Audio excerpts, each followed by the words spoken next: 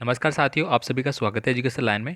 दोस्तों 2023 के लिए कक्षा 8 सामाजिक विज्ञान का इम्पोर्टेंट पेपर है, इस वीडियो में आपको बताने वाला हूं। तो साथियों आपसे रिक्वेस्ट है कि आप पूरा पेपर को अच्छे से तैयार कर लेना।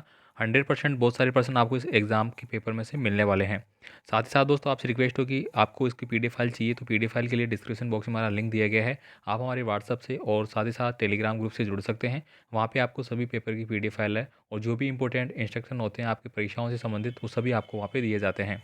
तो चलिए दोस्तों वीडियो स्टार्ट करता हूँ मैं। तो यहाँ पे देखिए सबसे पहला मैं आपका सेक्शन ए की बात करूँगा। सेक्शन ए में दोस्तों आपको लगभग 15% पूछे जाएंगे, जो कि आपके 15 नंबर के रहने वाले हैं। यहाँ पे देखिए फर्स्ट क्वेश्चन आपको पूछा गया है, 1817 में स्कॉटलैंड के अर्थशास्त्री और राजनीतिक दार्शनिक जेम्स मिल ने 3 विशाल खंडों में से कौन सी जो यहाँ पे किताब है वो लिखी थी, उसके बारे में आपको बताना है। तो यहाँ पे जो किताब उनके द्वारा लिखी गई थी उसका सही आंसर हो जाएगा option number C, history of British India. Next देखिए यहाँ पे अगला क्वेश्चन आपको पूछा गया है, 19वीं और 20वीं शताब्दी के दौरान 1940 में महाराष्ट्र में कौन सा जनजातीय विद्रोह है वो हुआ था। तो यहाँ पे सीधे सीधे इसका सही आंसर निकल के आता है आपका ऑप्शन नंबर सी हो जाएगा, वर्ली विद्रोह। आप इनको नोट डाउन कर सकते हैं साथियों। इसके बाद देखिए यहाँ पे अगला क्वेश्चन आता है, स्वामी विवेकानंद का जो मूल नाम है वो क्या था। तो ये आप सभी जानते हैं, काफ़ी इजी क्वेश्चन है। स्वामी विवेकानंद का मूल नाम है वो नरेंद्र दत्त था। तो ऑप्शन नंबर बी आपका सही आंसर है। इसके बाद देखिए यहाँ पे निम्नलिखित में से कौन सा मानव निर्मित संसाधन है, मतलब मानव के द्वारा निर्मित किया गया संसाधन है। तो इसका सही आंसर आता है आपका ऑप्शन नंबर डी, कैंसर उपचार की औषधियाँ हैं वो मानव के द्वारा तैयार की गई है। नेक्स्ट देखिए यहाँ पे निम्नलिखित में से कौन सा एक मृदा निर्माण का नहीं है, मतलब मृदा निर्माण का कार्य नहीं है। तो यहाँ पे दोस्तों इसका सही आंसर क्या हो जाएगा, समय। समय इसमें कोई डिपेंड नहीं करता, तो आपका ऑप्शन आ जाएगा टाइम, समय वाला। इसके बाद देखिए कॉफ़ी का प्रमुख उत्पादक देश कौन सा है। तो ये तो आप सभी जानते हैं, काफ़ी ईजी है, ब्राज़ील हो जाएगा। ऑप्शन नंबर सी आपका सही आंसर है। दोस्तों आपसे रिक्वेस्ट होगी, आप चैनल पर नए हैं तो प्लीज़ चैनल को सब्सक्राइब जरूर रखें, ताकि आगे जो भी वीडियो मैं अपलोड करता हूँ आपकी परीक्षाओं के लिए वो आपको मिलते रहेंगे। साथ ही साथ नए पेपर है वो भी आ चुके हैं और कुछ समय बाद आपको वो भी सॉल्यूशन के साथ मिल जाएंगे। यहाँ पे देखिए अगला क्वेश्चन है, धर्मनिरपेक्षता से क्या तात्पर्य है। धर्मनिरपेक्षता से क्या तात्पर्य है, तो दोस्तों चार ऑप्शन के अकॉर्डिंग अगर हम बात करें, इनको पढ़ेंगे तो यहाँ पे आपका आंसर निकल के आएगा ऑप्शन नंबर सी वाला, धर्म को राज्य से अलग रखने की अवधारणा। मतलब किसी भी राज्य का कोई धर्म नहीं होगा, मतलब सभी धर्मों को जो राज्य है वो समान रूप से आदर देगा। ठीक है, जैसे कि आप देख पा रहे हैं मुस्लिम, हिंदू, ईसाई, सिख सभी रहते हैं एक राज्य में। तो वो किसी एक पर्टिकुलर धर्म को राज्य नहीं मानता है, वो सभी को आपस में छूट देता है कि आप अपने हिसाब से कोई सा भी धर्म माने, उसकी उपासना करें, उसमें विश्वास करें, उसके लिए आप कुछ भी कर सकते हैं। नेक्स्ट देखिए, प्राचीन भारत में कितने स्थानीय कानून थे। तो दोस्तों कितने थे, असंख्य थे। ठीक है, इसका सही आंसर क्या हो जाएगा, असंख्य कानून बने हुए थे। संविधान के अनुच्छेद 39A में कौन से नागरिकों को वकील मुहैया कराने की जिम्मेदारी राज्य के ऊपर सौंपी गई है। ठीक है, किसको सौंपी गई है, तो ये उनको सौंपी गई है जो कि गरीब है। ठीक है, किनको सौंपी गई है, जो गरीब है उनको। इसके बाद देखिए अकेले उड़ीसा में कितने जनजातीय समूह रहते हैं। तो अकेले उड़ीसा में दोस्तों 60 से ज़्यादा जनजातीय समूह रहते हैं, तो ये आपका सही आंसर निकल के आता है। नेक्स्ट देखिए यहाँ पे निम्न में से हुड़ा सम्मेलन की अध्यक्षता है वो किसके द्वारा की गई थी। तो यहाँ पे इसका सही आंसर हो जाएगा आपका महाराणा जगत सिंह के द्वारा, ऑप्शन नंबर बी। नेक्स्ट देखिए, राजस्थान में 1857 की क्रांति का सर्वप्रथम जो प्रारंभ है वो कहाँ से हुआ था। तो ये आप सभी जानते हैं कि ये नसीराबाद से हुआ था, तो ऑप्शन नंबर सी आपका सही आंसर है।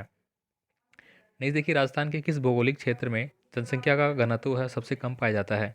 अब दोस्तों सबसे कम जनसंख्या घनत्व कहाँ पे होगा, जहाँ पे मरुस्थलीकरण होगा, जहाँ पे मिट्टी मिट्टी है, जहाँ पे रहने के लिए मरुस्थल का क्षेत्र ज़्यादा है, तो वो कहाँ पे होगा, मरुस्थलीय क्षेत्र हो जाएगा। जैसे कि आप देख सकते हैं कि जैसलमेर हो गया, बाड़मेर, बीकानेर, इन सब में। इसके बाद देखिए, मुख्यमंत्री राजश्री योजना का मुख्य उद्देश्य क्या है। तो दोस्तों मुख्यमंत्री राजश्री योजना का जो मुख्य उद्देश्य है वो क्या हो जाएगा आपका, वो हो जाएगा दोस्तों यहाँ पे लड़कियों में शिक्षा और स्वास्थ्य की स्थिति को सुधार करना। तो ऑप्शन नंबर सी आपका सही आंसर है। नेक्स्ट देखिए, हमारे देश में संविधान संशोधन विधेयक में पंचायती राज व्यवस्था अपनाया गया है। तो पंचायती राज जो अधिनियम है वो कहाँ से लिया गया है, तो 73वें संविधान संशोधन 1993 के आधार पर लिया गया है। ठीक है, इसके बाद देखिए सही विकल्प का आपको चुनाव करना है, मतलब फिल इन द ब्लैंक आप क्या जाते हैं। यहाँ पे आप इनको नोट डाउन करेंगे फटाफट। तो यहाँ पे देखिए, असम के आदिवासियों को किसका काम करने के लिए जाने जाते हैं, तो चाय के बागवानों के लिए। ठीक है, मैं टिक कर रहा हूँ, आप देखते रहना।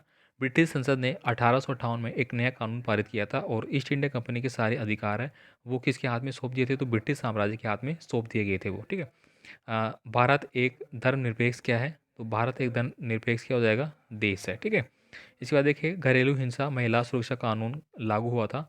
तो दोस्तों ये कब हुआ था, घरेलू हिंसा महिला का जो सुरक्षा कानून है वह लागू हुआ था आपका 2006 में। ठीक है, 2006 आप लिखेंगे यहाँ पे। सतत विकास के लक्ष्यों का जो चयन है वो किया जाता है, तो कितने का? 17 का किया गया था यहाँ पे, ठीक है, कितना का? 17 का। इसके बाद देखिए हाड़ौती के प्रमुख मंदिरों में से कमलेश्वर महादेव का जो मंदिर है वो कहाँ पे स्थित है? तो ये सीधा सीधा आंसर आता है बूंदी में, तो आप यहाँ पे क्या भरेंगे? बूंदी। नेक्स्ट देखिए यहाँ पे कम वर्षा वाले प्रदेशों में कटीली झाड़ियाँ एवं गुल्म उगते हैं, तो कहाँ पे उगते हैं वो? शुष्क क्षेत्र में, तो आप यहाँ पे क्या भरेंगे? शुष्क क्षेत्र में, ठीक है। इसके बाद देखिए लास्ट है, चूना पत्थर, अभ्रक और जिप्सम खनिजों के उदाहरण हैं, तो किसके हैं ये? अधात्विक के हैं, तो आप यहाँ क्या लिख देंगे? अधात्विक खनिज है ये, ठीक है। कौन से है? अधात्विक खनिज है। इसके बाद देखिए यहाँ पे अगला क्वेश्चन आपके आता है जिनमें आपको टिक करना है, सही के आगे सही और गलत के आगे गलत, ट्रू फॉल्स का करना है। तो मार्च 1859 में बंगाल के हजारों रियातों ने नील की खेती से इनकार कर दिया था, तो ये बात सही है या गलत है ये आपको बताना है, ठीक है। तो फर्स्ट में आपका आंसर जाएगा ऑप्शन नंबर, मतलब सही है ये। बाल विवाह निषेध अधिनियम 1829 में पारित किया गया था, ठीक है, तो ये गलत है। इसके बाद देखिए तटीय क्षेत्रों में पवन गति रोकने के लिए कतार में लगाए जाते हैं, जिसे बीज की फसल उगाना कहते हैं। तो थर्ड में भी दोस्तों आपका क्या हो जाएगा? गलत हो जाएगा। इसके बाद देखिए यहाँ पे संयुक्त राज्य अमेरिका में सरकारी स्कूलों में ज़्यादातर बच्चे सुबह सबसे पहले वफादारी की शपथ लेते हैं, तो ये बात आपकी सही है। इसके बाद देखिए यहाँ पे फिफ्थ नंबर का हो जाएगा, इसमें हो जाएगा संविधान के अनुच्छेद 22 के अनुसार प्रत्येक व्यक्ति को एक वकील के जरिए अपना बचाव रखने का मौलिक अधिकार है, तो ये बात बिल्कुल सही है। इसके बाद देखिए यहाँ पे भारत को लगभग 500 से अधिक आदिवासी समूह है भारत में, तो 6 नंबर में बिल्कुल ये बात भी सही है। इसके बाद देखिए यहाँ पे कोटा में 1800 की क्रांति का नेतृत्व ठाकुर कुशाल सिंह चंपावत ने किया था। दोस्तों कोटा में नहीं किया, कोटा में तो कौन किसने किया था? ये किसने किया था? मेहराब दयाल ने वगैरह ने किया था, लेकिन ठाकुर कुशाल सिंह हैं उन्होंने तो आहुआ में किया था, ठीक है। तो इसका सही आंसर हो जाएगा, मतलब ये गलत हो जाएगा। इसके बाद देखिए यहाँ पे आपको मिलान करना है ए और बी को, तो आपको फटाफट इनको मिलान करना है, मैं बता देता हूँ आपको। राजा राम मोहन राय, ठीक है, राजा राम मोहन राय की और किसकी स्थापना की गई थी? तो ब्रह्मा समाज की गई थी। विश्व में तांबे का अग्रणी उत्पादन कौन है? तो वो आपका चिल्ली हो जाएगा।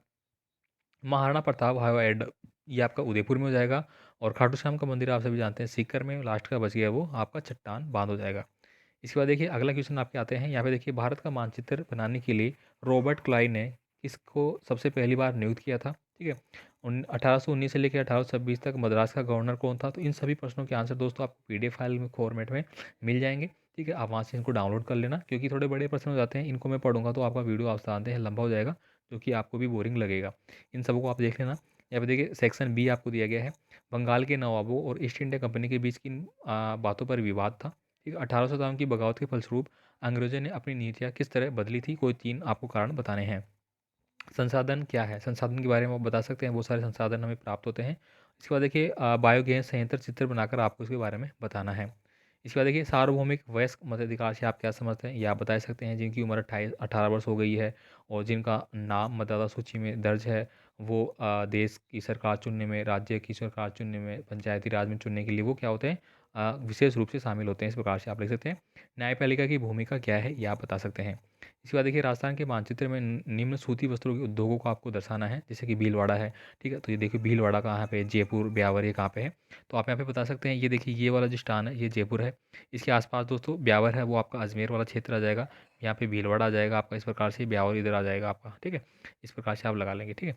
यहाँ पे देखिए इसके बाद साइबर सुरक्षा के उपायों को आपको बताना है, ठीक है। और सेक्शन सी में क्या आता है? गांधी जी के नमक कानून तोड़ने का फैसला क्यों लिया? ये बहुत इंपॉर्टेंट आपको पता है कि 12 मार्च 1930 को दांडी यात्रा स्टार्ट की गई थी, जो कि 6 अप्रैल को ख़त्म की गई थी साबरमती आश्रम। वहाँ पे जाके इन्होंने क्या किया था? नमक का जो कानून था वो तोड़ दिया था, सभी के लिए उसको मतलब लागू कर दिया गया था। इसके बाद देखिए यहाँ पे अगला है आपका, विश्व में जाने वाली कृषि को किन किन आधारों पर जानते हैं, ठीक है। विश्व में की जाने वाली जो कृषि की पद्धतियाँ हैं, ठीक है, वाणिज्य में कृषि विकसित किया गया था, इसके बारे में आपको बताना है। और इसके बाद हम बात करेंगे यहाँ पे भारतीय संविधान में उल्लिखित मौलिक अधिकारों में से कोई 2 मौलिक अधिकारों के बारे में आपको बताना है। तो कोई भी मौलिक अधिकार, आपको बताया कि वर्तमान में 6 मौलिक अधिकार हमें दिए गए हैं, ठीक है। जैसे कि आप बता सकते हैं समानता का अधिकार हो गया, स्वतंत्रता का अधिकार हो गया, ठीक है, और प्राण और दैहिक स्वतंत्रता अधिकार हो गया, ठीक है। इसके बाद धार्मिक सुरक्षा का धार्मिक स्वतंत्रता हो गया आपको, ठीक है, किसी भी धर्म को मानने की। और शिक्षा और शिक्षा का हो गया आपको, ठीक है। और फिर आपका संवैधानिक उपचारों का अधिकार हो गया, तो इनमें से आप कोई सा भी कर सकते हैं। और निरंकुशता क्या है संविधान में, इसका क्या हल दिया गया है, ठीक है। और ये लास्ट आपका प्रश्न आता है यहाँ पे कि राजस्थान का एकीकरण कितने चरणों में हुआ? तो ये आप बता सकते हैं 7 चरणों में, या अब इनको अलग अलग आप आराम से डिफाइन कर सकते हैं। मत्स्य संघ में कौन कौन सी रियासतें शामिल थी? तो मत्स्य संघ में दोस्तों 4 रियासतें शामिल थी आपकी, ठीक है। एक तो आपका धौलपुर आ जाता है, एक भरतपुर आ जाता है, एक अलवर आ जाता है और एक करौली आ जाता है।